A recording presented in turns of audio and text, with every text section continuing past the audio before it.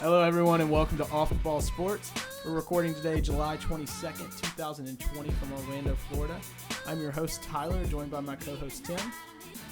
Hello, everybody. And recording and producing our show, we have our good friend, Ben Dudley. What's up? So today we're going to start off by going through the MLB. We're going to go through all three of the major sports here in the country today. They're all three getting kind of ramped up. All three have major things going back. This is something me and Tim wanted to start a while ago, but then coronavirus kind of put all sports on a hiatus, so we went on a hiatus as well. So today is going to be the day that we finally get this thing rolling. So first we're going to start off with MLB. Season starts tomorrow. Finally, been waiting forever. Cole versus Scherzer on Thursday Night Baseball. Should be plenty of strikeouts, but I think there's going to be quite a few bombs, too. So we're going to go through our MLB predictions today. Both of us are going to pick two clear-cut winners, we think, from each division, as well as one sleeper from each division, and we're going to start off with the American League. The two clear-cut that I see right off the bat are going to be the Yankees and the Astros, because they're the ones that have been doing it for the past 5 years, and I don't think anything's going to stop them this year. See, I agree with you on the Yankees. I think their pitching is going to be way too dominant, including the bullpen, and their hitting, like, they are disgusting, just bombs away. But my second team, I think, is the Twins. I think that they're going to put up the runs. I had them as my sleeper. Because they set the record for home runs last year, and all they did was go out and add Josh Donaldson, who hit over 30 bombs last year for the Braves, and is only, 4 years removed from MVP? Yeah, I think he's got a real shot to come back, too. Coming back from injuries and finally getting his foot in the door. Yeah, he doesn't have to do as much. They went out and got pitching. I think the Twins are going to be a scary team, and I hate to say that because they're in my division. I think also, Tim's an Indians fan, so the Twins are right there in the AL Central with them. I think that the Yankees, the biggest struggle is going to be their starting pitching, because their bullpen is disgusting, but they also, Aroldis Chapman is out with COVID. Right. And you have one more person go down, and it just wrecks everything. But they still have Adam Ottavino, and they've got Britton. Yeah. So I still think they're set up with the offense they have. They should be fine. But I'm surprised you don't think the Astros are a clear-cut favorite, because literally they've lost nothing. They have the scandal of being the cheaters. I think they're in there. It's just how they're going to handle the season. I still think everybody's coming after them. I think you're going to see a lot of balls coming at them. Yesterday, Kansas City, they're not going to see them at all this year. And they plunked 3 guys in a row with the bases loaded. Alex Bregman tweeted out when he got hit yesterday, it was a 1-2 count and a changeup. But you still got hit with the bases loaded right after Altuve got hit. And the Springer got hit. So I kind of think it's how they handle everything mentally if they're able to bounce into it. I think with the personalities on that roster, just everybody hating them is just going to fuel the fire. I agree. I think that they are going to be a strong team. I didn't know if I wanted them to be in my top 2. Is pretty much a lock to finish top 5 MVP in the AL. Yeah, I can agree to that. And who's your sleeper? My sleeper, I think if pitching holds up for them, I think the Angels can be a sleeper. That's what I was going to say. Are we going to go all the way through this without talking about the best player in baseball in his league? Yeah. There's no shot. The only issue I have with the Angels is if Trout decides to sit out. I don't think he's going to. At this point, if you're still sitting in training camp 2 days before opening day, you're going to play. I agree. He's at least going to play something. Maybe he plays the opening weekend, doesn't like it, and leaves. But I think the only way Mike Trout steps out is if COVID cases blow up. And then Ohtani, I don't know if he's not set to pitch, though, right? I don't think so. I think they want to use him as a DH, but I know people are pushing to put him in the outfield for his arm. Oh, he threw 5 innings 2 days ago. Okay. So they should use him. Don't overuse him. But that's definitely their weakness, is their starting rotation. They did sign Julio Teheran from my Braves after we decided not to pick up his option, which Tehran's going to go out there and eat you 5 innings every time. He might give up 4 runs. He might give up 1 run, but he's a workhorse. I agree. I think if their pitching holds up, I think that the Angels are going to be a team to watch. I also, just like a second little sleeper, I was going back and forth between the Angels, is the White Sox. They're young. I think the White Sox, they're going to open a lot of eyes, but I don't think they're going to be a threat.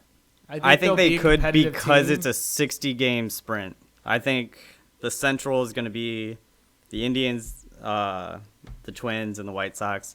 I think the White Sox still finish third, but I think they're a team to watch because they're their opening day starter, Giolito. Him, Jack Flaherty, and Max Fried were all in the same high school team. Really? Yeah. I did not know that. The 2 opening day starters and the number 2 starter, they were all on one high school team. Jack Flaherty was on JV. He wasn't even on varsity when Giolito and Max. I think I did hear this actually. Yeah. I think I do remember hearing that stat. So during the shutdown, they were working out together all at our Harvard, Westlake, and Los Angeles. Okay. But so AL, if you had to pick one of those 3, Yankees. Yeah, I think the Yankees. That's another one that it's hard to say. As a baseball fan, you like the Yankees a little bit here and there, but you hate them. You don't want to see them win. You don't want to give their fans something to be like, yeah, we're going to get another ring. You don't want to give them that, but it's hard to go against them. They're so dominant in so many different ways. So now over to the senior circuit in the National League, which the one thing that really separated it from the American League was the lack of a DH, but that's all changed this year. How's that make you feel? 60-game season. I'm fine with it during the 60-game season, but what about a regular season? I don't like it as much in the regular season because I feel like it added more strategy into the game. Obviously, the push in MLB right now is to add offense because it's more fun. Nobody watches baseball. Yeah.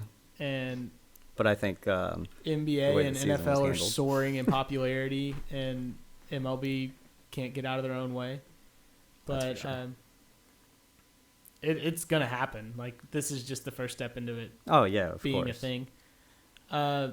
So for the National League, my 2 clear cut is obviously the Dodgers. They're beyond loaded. Their bench guys would be starters on all the other MLB teams.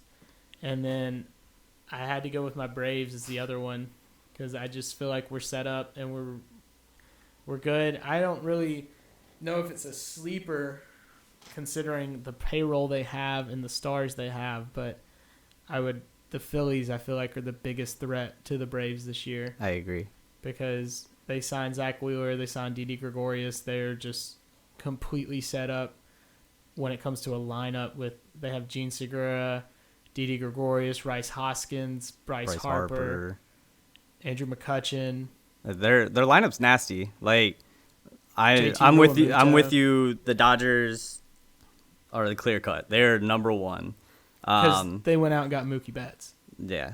Mookie doesn't even make a difference. They were gonna all 5 of their outfielders could be all stars. Yeah. I just wonder how they use Mookie because Gavin Lux isn't on the opening day roster.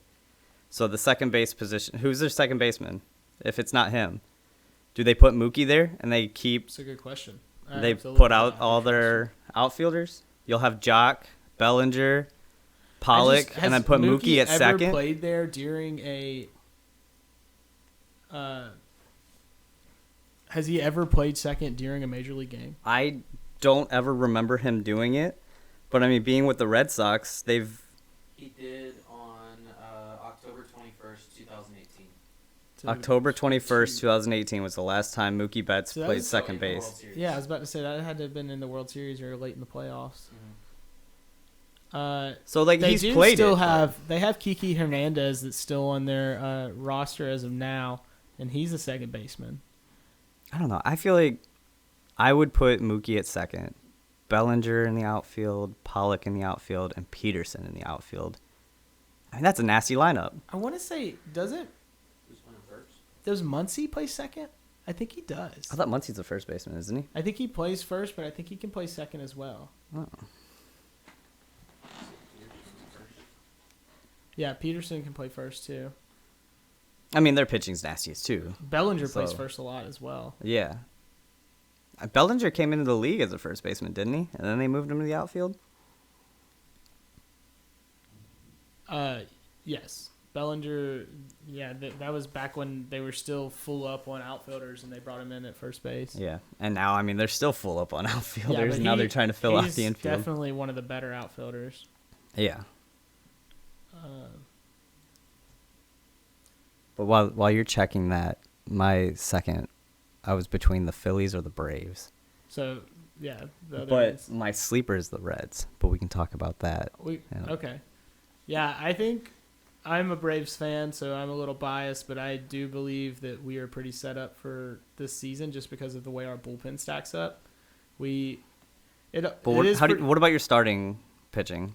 How do you think I they'll feel hold like up? starting isn't going to be as important during the season because Oh, yeah. it's literally going to be, especially at the beginning with a 30-man roster, the Braves are already discussed they're probably going to carry 17 pitchers. Okay. So they're going to have 12 guys in the bullpen. It's going to be a lot of piggybacking. There's going to be a lot of guys get pulled in the second or third inning if they give up 3 or 4 runs because you don't have time to wait for it. Every game counts like an equivalent of like 3 games during a regular season. So I believe we're okay. We're pretty set. 1 and 2 punch could go up against any 1 and 2 punch in the league. Right. Soroka and Fried are nasty. And Newcomb has the stuff to be a starting pitcher, but he just hasn't shown the consistency.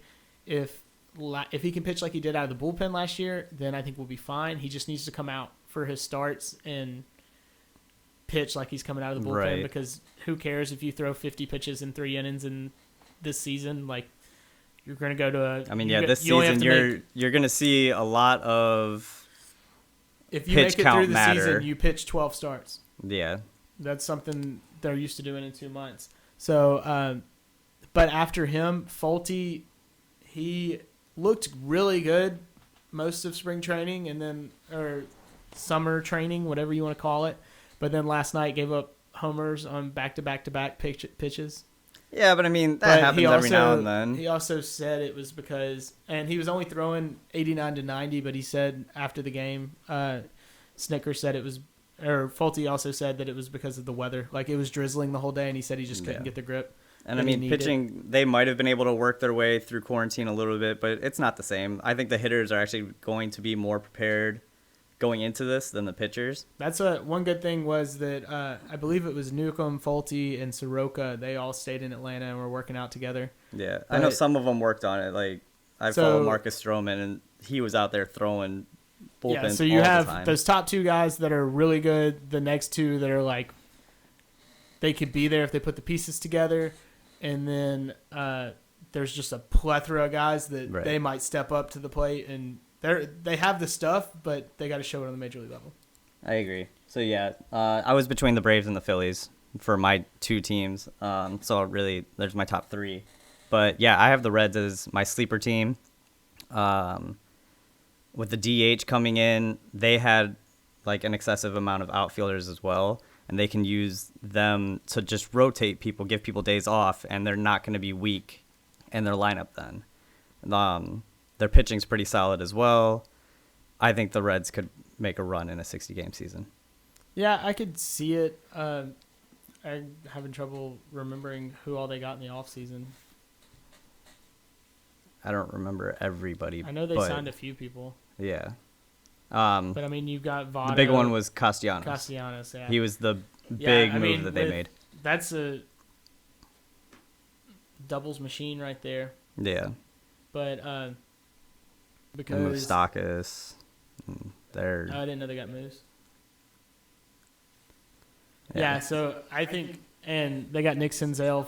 He was their top pick a few years ago out of Tennessee, and hopefully he can finally stay healthy for a whole year and get a whole year of at-bats and show what he's about. And then they still have Eugenio Suarez that just drops bombs over and over again. They're set. They've got a pretty solid lineup. So I think, they were making a push last year towards the end. I think a 60-game season, they're going to make a push. Keep an eye on the Reds. So if you had to go World Series prediction right now. Right now, it's hard to go against the Yankees and the Dodgers. I'm picking the Yankees, unfortunately. I think the Yankees can do it. I agree with the Yankees out of the American League, but I just feel like the Dodgers are going to slip like they always do. Well, I say that they made it to the World Series, so they just never win the World Series. Yeah. But I don't know. Maybe the Dodgers go 53-7, or for some reason, even being a Braves fan, I have a bad feeling that the Phillies are going to run through this thing. Yeah, I can definitely see that. So I see the Yankees and the Phillies, and the Yankees winning it in 5. Okay. I can see that. But so tomorrow night we get to finally kick off the season, and About time. next week we can discuss what happens over the weekend. We'll see if hopefully no more players come down with COVID or anything crazy like that. Turn Hopefully the everybody's season getting sideways. excited. The seas's about to kick off. And we'll watch Cole and Scherzer strike out 25 people tomorrow night. And then we're going to finish up MLB right there and move on to the NBA. So being in Orlando, Florida, and being somebody that frequents the Disney golf courses, we've definitely seen the edges of the bubble from here in Orlando. It's pretty impressive that their latest round of tests, they had no positive tests. So, 0. So obviously it is going very well in the bubble. And, everybody was worried about it at first. I mean, let's be honest. When the bubble first started, this girl comes out of nowhere on Twitter and posts, "Oh, hey, I've already been invited into the bubble. Yeah. This season's not going to last very long." Like, oh, man. They're going to have tests all over the place. And then... Yeah, McAfee was talking about that on his show the other day. He was like, pro players, they're going to go after it. Who's the Pelicans coach? Alvin Gentry. Yeah, I read a thing about how he was walking through the lobby of wherever he's staying at, and he kept hearing this buzzer going off. And every single one of them is given a buzzer that if they're within 6 feet of somebody, it starts to go off. And then if you're even closer, it starts to sing a tune. And he hears this, and he's like, what is going on? And his was either malfunctioning or somebody else's, and it was just too loud. But, like, they have these buzzers, and they didn't come with a charger. So because of that, everybody was worried that the bubble was going to fail because they weren't off to a good start. Yeah, I didn't hear that. I did see that they've been using magic bands to... Yeah, I know they've got their magic bands. Yeah. Too bad they're the boring gray, but hey, they got their team logos on them. Yeah. So I think we'll hold off on NBA predictions until we get to watch some of these exhibition games this weekend. I'm nervous about my Pelicans, though, with Zion having to go home. Hopefully everything's okay with his family. And I saw Patrick Beverly went home, too. Oh, really? Yeah. Hopefully Zion can return soon. He's very important to the Pelicans. Yeah, I agree. He's very important. I don't think the Pelicans, like I do think he makes them an elite team, but I still think they're an above-average team without him. I can agree. As, like, a young core, most of them have played together. I mean, a lot of them came together from the Lakers, so they've all been playing together. Obviously, Zion is a generational talent, but you definitely need him to make a push in this playoff. That's for sure. To make it to the playoffs, but I do think that we might be able to catch the 8th seed just with the guys that we have. Right. But, yeah, we wouldn't stand a shot against the Lakers in a playoff series without Zion. No, with Zion being out, I mean, the Lakers are going to be tough because the only real big guy that we have is Derek Favors, so there wouldn't be a shot. You got to go up against LeBron and Anthony Davis. Yeah. But I'm excited. Exhibition games are kicking off, I think, tomorrow or today. I think so. I think they start tomorrow. Uh, It's the Lakers and the Clippers. Oh, no. That's next week. That's kickoff. Yeah. I did not see a schedule for it. But, yeah, I mean, so Zion goes home. Like you said, hopefully everything is good with his family. James Harden finally arrived. Right. But, yeah, Patrick Beverly goes home for family reasons as well. You want to talk about, like, a spark on a team. Like, yeah, they have Paul George. They've got Kawhi Leonard.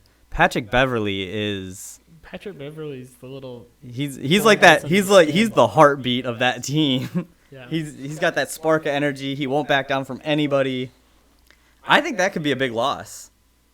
Yeah, I think that they'll still be a very strong team. Paul George, Kawhi Leonard alone. I mean, Kawhi can carry a team at this point. He's a superstar. But like just having that They edge that also, Beverly carries. hopefully Beverly gets back as well. They're not in as quite of the bind the Pelicans are in because it doesn't matter Yeah. what happens to them. There's no way they're going to fall out. I just looked it up. The first exhibition game is today at 3 o'clock. Okay. Who's playing? Orlando versus the Clippers. Oh, okay. Yeah, so there's 4 today. It looks like there's going to be about 4 a day for the next few days. 3, 3:30, 7, and 8 for the next few days. And then Saturday, noon, 12:30, 4, 4:30, 8, 8:30. But it's exciting that they're here in Orlando and that everything's getting back off the ground. It's about fun we get sports back. I'm excited. I know. I'm excited that sports are finally I'm surprised coming back. that MLB still figured out a way to be the first team to return, even though they were the one that had the entire debacle. Don't get me started on that. We're gonna move on from the commissioner and his decisions. So we'll look forward to these exhibition games over the next few days, and then we'll go through predictions next week after seeing who shakes off the rust and which teams seem like they're ready to get back into this.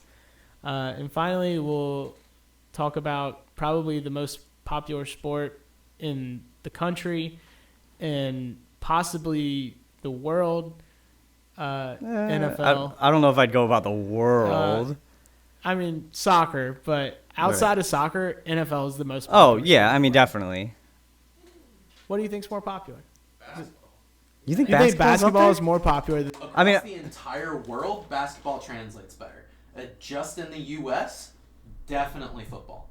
But I don't think football translates well to foreign countries. there? Except Canada, because they have the Canadian Football League. That's our I mean, producer, yeah, Ben. I guess that's true. I guess I could agree with him. Yeah, I mean, you think about every other. But you think about, like, basketball, I feel like the only other country that it's just, like, exploding with popularity Europe. is China. China's obsessed with basketball. They're obsessed with the NBA. Yeah, but don't most of the players. I know they have leagues, but, like, Spain, it's actually pretty big. Like Real Madrid has a club, Barcelona has a club, all of that. I was gonna say, like, when players don't make it here, but they want to keep playing, don't they go to the European League first? Turkey. yeah, they go to, I mean, there's all kinds of leagues. So yeah, like I guess I can understand. Basketball does pop off too, but I know, I feel like the KBO is going to surpass the MLB in popularity here soon. yeah, let's get Commissioner. But the biggest Manfred news in out. the NFL is they have said training camp is on, which means a lot of teams' rookies will be reporting here in the next few days. And we will have all players and veterans reporting by next week or end of August, most teams. And then the other big news was yesterday the NFLPA came out and said that they have agreed that there will be no preseason games this year. Right. Some of the updates from that call was there's no preseason games in 2020. The union is still pushing for longer ramp-up period for camp. Roster size is expected to be 80 to start camp. The original size was 90. That's a downside. Okay. General agreement on voluntary and high-risk opt-out. General agreement on stipend if lost games. Yeah, I was listening to McAfee yesterday, and he was saying that I think it was something like 23 of the 30 clubs have already figured out their virus protocols for their cities. So he was like, it looks like we're moving in the right direction. And then another thing he brought up was, according to him, he had an insider that was telling him that he has it on good authority that the hotels in Tampa have all signed a right of first refusal with the NFL for the 4 weeks following the scheduled Super Bowl. So he's like, so the NFL, like, they might be saying that everything's going to happen on time, but they are obviously planning a contingency plan along with that. Right. Which, I mean, it's good to have a backup plan. Yeah. I mean, if they want to delay the season 2 weeks, I'd rather have football than not have football. So Yeah. I mean, I don't want to lose sports again. This has been a very boring time, you know. And how many players tested positive? I thought the most recent one, the number jumped. Well, I mean, I think it was the first time the NFL had tested. I know some of the big Yeah, names that had it was 59 players Zeke, tested positive Von in the Miller. first. Yeah, 59 players tested. Which, I mean, I guess I don't know if that's 80-man rosters across 30 teams. That's But I think some of 32 those, teams. I think the That's- Cowboys had multiple cases. They only said Zeke. So in the At end, some point. At some According point, to right. CBS Sports, the initial release, they noted a total of 95 cases. But since it has been adjusted down to 59. Okay. So, I mean, their numbers are dropping. Hopefully the players are staying inside and away from people. Somebody said, well, it sounds like they're manipulating the numbers, and the NFLPA said that's not the case, but instead the initial head count of 95 accidentally included more than just players. Okay. That's 2% of the league. 2% of the league covers that. Out of the 80-man rosters, that's 2% of the league. So, I mean, obviously we don't But wanna that's see just for training anybody- camp. So, like, Yeah. the 80-man's going to eventually get cut back down. Yeah, it's going to go down to a 53-man roster again. Right. Yeah, I'm interested to see if they'll have more than a 53-man roster, just in case. I mean, yeah, the MLB's adding, they're doing a 60-man roster, they're doing a 60-man player pool. player pool. That just, all that means is that's the 60 men out of their organization that they can use. Right. Which, because it'll be a 30-man roster when the season starts, and then 2 weeks in, they'll drop to a 28-man, and then 2 weeks after that, they'll drop to a 26-man. Right, but it's just like their 40-man roster, but they're extending it to 60, so that way they still pull have to from. be on the 40-man. The 60-man just means you get to work out with the team. Oh, all right. So with what Tim said, I wonder if they're going to just do it as in like they still have the practice squad, but there's no practice squad stealing anymore. So before you could take players off of someone else's practice But squad. instead, you get to protect them. Yeah, that's what I think. I think you'll probably have like a 70-man group that they're protected. They're on your team. The only thing that gets weary with that is, do you have to pay all 70 men the veterans minimum, or can you still pay them practice squad salaries? Because it wouldn't be fair to a player, especially with the union, to be stuck on a practice squad getting paid practice squad money and then have somebody else that wants to sign them onto their active roster. Mm-hmm. So, I mean, it could get hairy, but we'll see. I think there's a lot of moving parts still left with the NFL. This is just kind of the first. It is a good step in the right direction that they are going to have training camp, and I think all the veterans are going to be extremely excited that they don't have to do preseason games. And I mean, agree. yeah, it's for the best. I mean, less risk of injury. They've been talking about 18 games forever, and I just feel like this is going to be the first step to, I think, if this goes the way it goes, I think the Players Association is going to be like, let's no longer have preseason games ever again, and let's play 18 games a year. I mean college football, they don't play preseason games. No, they go out there and hash it out at one game at a time. If you play 18 games, if you lose the first one, you'll be all right. Yeah, it's not a big deal. I mean, look at Bill Belichick. They come out every year, go 2-3, and then they end up. And then everybody's like, "Yeah, the Patriots aren't going to be good this year," and then they he- turn it around. And but they did expand the playoffs this year. yeah, They added a third wild card team, which now, because now the top two get Yep. 2 buys. well, the 2 seed doesn't get the bye. Just one gets a bye. Yeah, No longer the two. the 1 seed gets the bye. The 2 seed now plays the 7 seed, and now their chances of winning the Super Bowl has actually gone down 9%. I feel like the Super Bowl winner. I mean, well, yeah. I feel like every year it's somebody that's in the bottom seeds, though. Right. You just have to now. There's just that extra game in Besides, there to like- play. Last year. And That was 1 seed versus 1 seed. Kansas City wasn't the 1 seed. Yeah, they were. You sure? Yeah. Can we Oh, get a- no. No, last year Kansas City was a Mahomes 3 seed. was hurt most of the year. Kansas City was a 3 seed, and Yeah. then San Francisco was the 1 seed. I knew Year San before Fran that, New England was a 2 seed, and LA It was the Rams, was wasn't it? Yeah. they were a 1 seed. So normally it's coming out of the top 3 seeds. I guess I was just thinking back to the Giants when they used to always win it out of the wild card. Back when Eli used to be Eli. Yeah, that's Back when Green Bay won. Yeah, people forget about Aaron Rodgers won a Super Bowl, Mhm. and he gets treated like trash. Yeah. He gets disrespected in Madden. They draft a replacement quarterback, and he's a Super Bowl quarterback.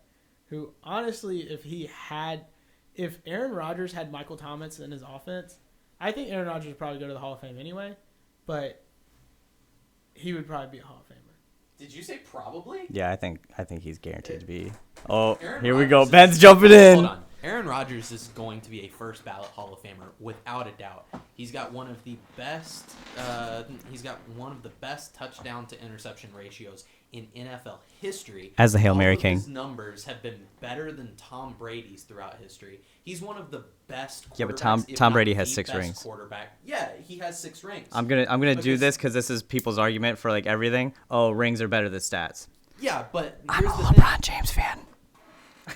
Tom Brady is the greatest football player of all time. He's the greatest quarterback of all time. To this point, before Mahomes, I would say Aaron Rodgers is the best quarterback we've ever seen. I don't know. I Better than Peyton, no. Yeah, you think? yeah. See, I'm picking Peyton over Pure- Aaron Rodgers. Pure ability, yes. So you're. when it comes to I think what you're saying, if you're most talented. okay, that's what I was gonna say. The best pass thrower, Yes, most talented quarterback of all time. because I feel like Peyton, like, besides Tom, obviously, because Tom's been able to put it all together, but Peyton, nobody ran an offense the way Peyton Manning did. And then the year that he went undefeated, he loses to my Saints in the Super Bowl. They still lost 3 games that year. Oh, I thought they were undefeated. Speaking They of- chose to lose the last 3 games, Oh. just like y'all did. Oof. They sat their starters. For the Ben last 3 games. obviously knows way more about NFL than us. That's why I guess so. Maybe we should throw him in. he's the NFL historian. We'll have to get him a mic for this. That way he doesn't have to Every pull time around. we go to the NFL part, we'll just throw Ben in on here and let him. But I mean, run hey, it. speaking of your Saints, did you see that the review replay is not going to be coming back this year? I did not. Yeah. Pass interference. Yeah, the pass interference call, you can't review it anymore. I think that was intentionally done by the referees last year. I'm going to specifically go to quote Pat McAfee here. It's all because of Alberto Riveron. He has purposely made it to where they would not be overturned, so this would have to be taken out because he felt like the refs were screwed because of that. And so he's screwing literally every NFL team from here on out. There were so many calls last year that could have. Oh, should yeah. have I mean, been you could reversed, see it and they all just over. completely ignored it. There's many decision makers for the NFL out there who came out and said that they thought this was doomed from the start because they were going to 'Cause they review weren't it and then gonna be like, be wrong. no. Yeah. I know, like, you're human. You're going to make mistakes. It's okay to go to the replay and be like, oh, I got this wrong. Like I said, like the whole reason I turned this towards you was the Saints. Let's go back to that call. That changes the entire game. You guys are moving on. That's what, and people like to argue that we got the ball first in overtime, and like, but the momentum of It doesn't matter. Like, Cliche. that call screwed you. But we live on. Yeah, we do. It's a new season. See what We happens. actually have a real pass catcher outside of Michael Thomas this year. Yeah, I mean, you guys. Taysom Hill is not our number 2 receiver. We now like it, have, though. huh? He's paid like it though. He's paid well, but I mean, he's the jack of all trades. He's the best. I mean, yeah, he can do. gunner He can we do it have on- all. Best gunner we have on special teams. We bring him in. We run the read option to throw a bomb because Drew can't throw it over 45 yards. And I don't know. It's just somebody you need on your team. We're gonna wrap up NFL right there, and that's gonna be all we have for the show today. I hope you guys come back and listen to us again when we come back next week, and we'll review. We'll give our preview of the NBA. We'll go over the first weekend of baseball. Baseball is back, baby. Sports are back. We've been watching Premier League soccer, which is something I never do because I just want to watch sports. See, I've been And watching finally, golf I'm and gonna be able to watch NASCAR. MLB. I've been watching the Braves practice for 2 weeks, and I can't wait. And then hopefully we'll have some more news on the NFL with them reporting back to training camp. And we're also starting to get ramped up here. The week after next, I believe, is going to be the PGA Championship for the and me and Ben will go and discussing that and who our favorites are. And I appreciate you guys tuning in today, and we will see you again next week. Thanks for tuning in, guys. Sports are back. Stay safe out there. Have a good one.